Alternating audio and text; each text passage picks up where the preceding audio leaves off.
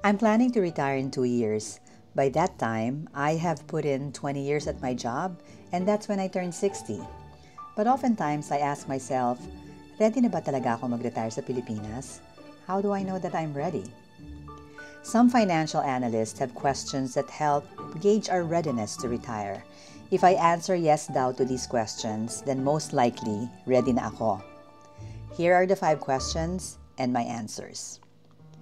Do you wish you could spend more time with your loved ones?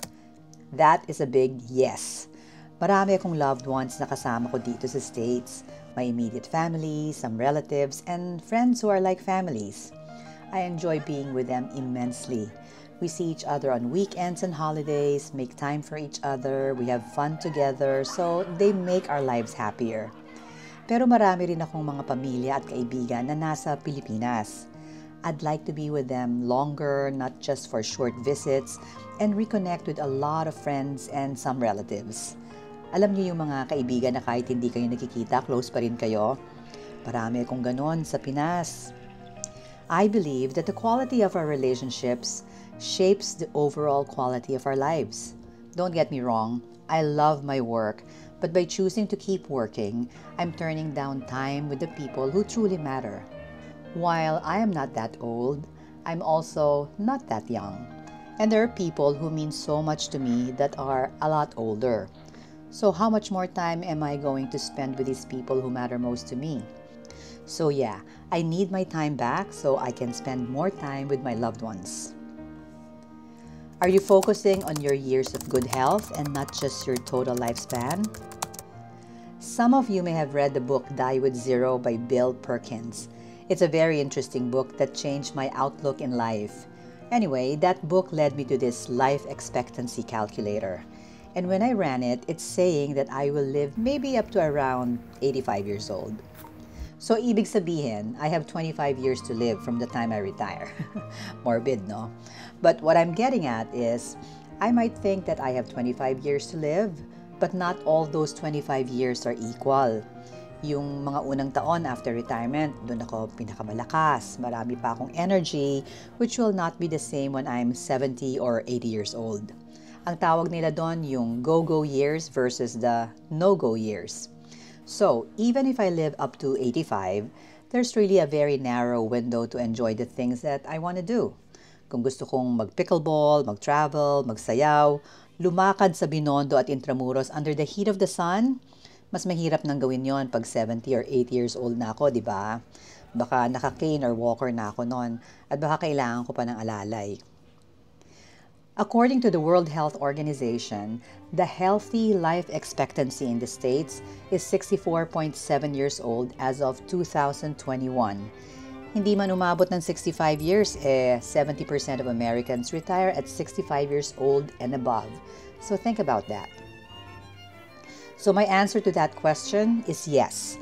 I'm very much aware that I have limited good healthy years when I retire at 60.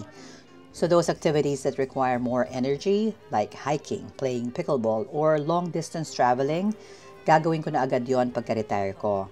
Yung mga herb gardening, reading, slow nature walks, art classes, gagawin ko yon pag matanda na talaga ako at hindi na ako ganun kalakas.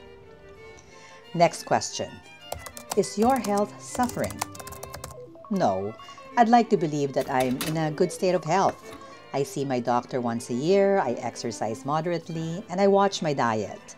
There are people whose work is causing their health to suffer. Yung iba, ang layo ng commute nila papuntang trabaho, so it doesn't leave them time to do other healthy things like exercising, eating healthy, or resting enough. Meron namang ibang trabaho that causes a lot of stress. So it could be na sa bawat taon na tinatrabaho nila, it might be taking years out of their life. Pero ako, wala akong ganon. There are major changes happening at my work though. I will be reporting to the office effective May of this year. Matatapos na ang work from home privilege ko.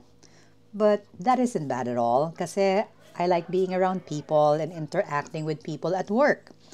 When the time comes that my work starts affecting my health, then it will give me a reason to leave sooner. Pero sa ngayon, no, my health is still okay.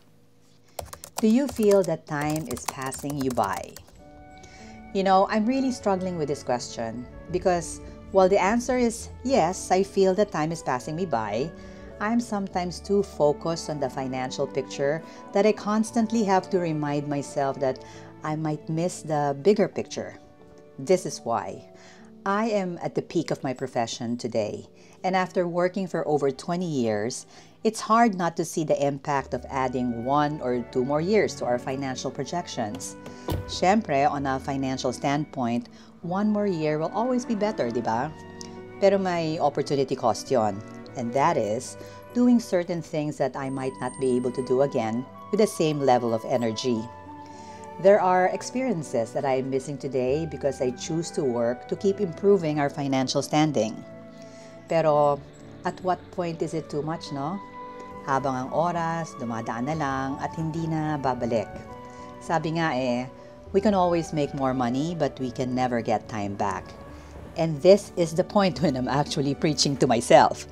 Kasi in all honesty, hindi ko pa rin maiwasan na makaramdam ng panghihinayang pag tumigil ako magtrabaho at 60. Kasi as of now, wala naman ako stress sa trabaho. Masaya ako sa ginagawa ko. Gusto ko yung mga katrabaho ko.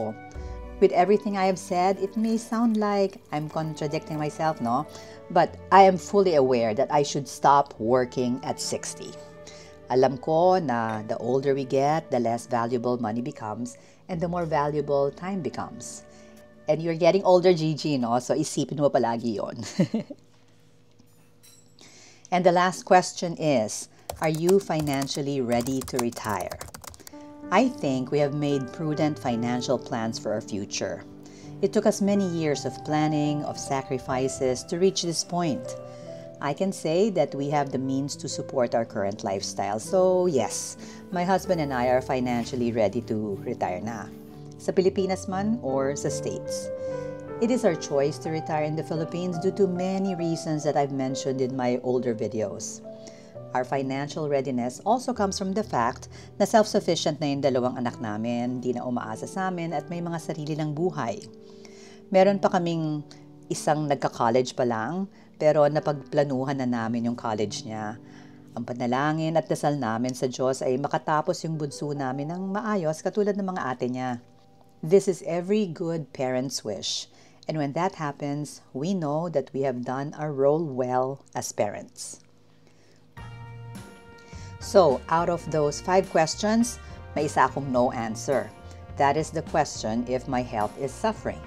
So, does that mean I'm not ready to retire yet?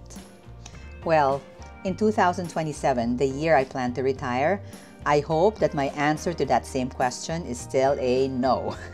Kasi hindi ko na siya iintaying maging yes.